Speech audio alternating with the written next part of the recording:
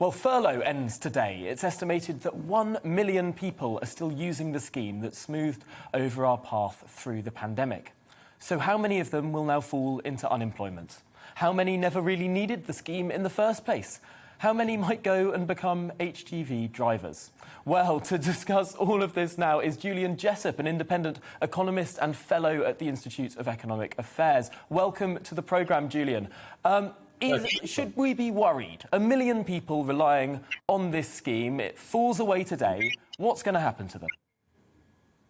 Well, first of all, I think the furlough scheme was a success. I mean, arguably it was a necessary evil. Obviously, I'm not comfortable with the idea of the government paying the salaries of up to 9 or 10 million workers. But when the economy was shut down in the way that it was last year, then that was something the government had to do, and I think it did it pretty well.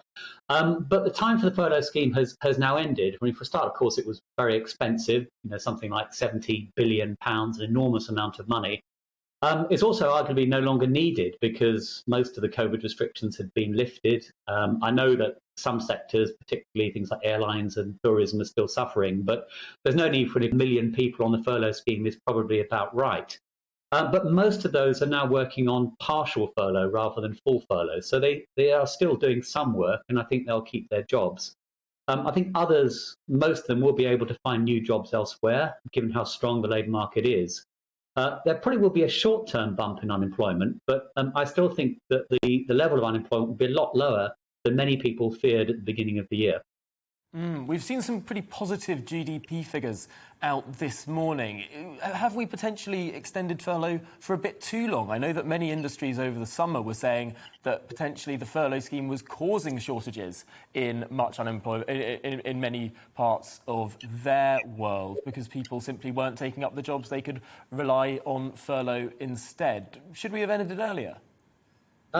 I think it was a case for ending it earlier. I mean, to be fair, though, the government has made the scheme less generous over the last few months, so it has been phasing it out. But given how strong the recovery in the labour market has been over the last few months, I don't think it actually would have done any harm to end it a few months ago.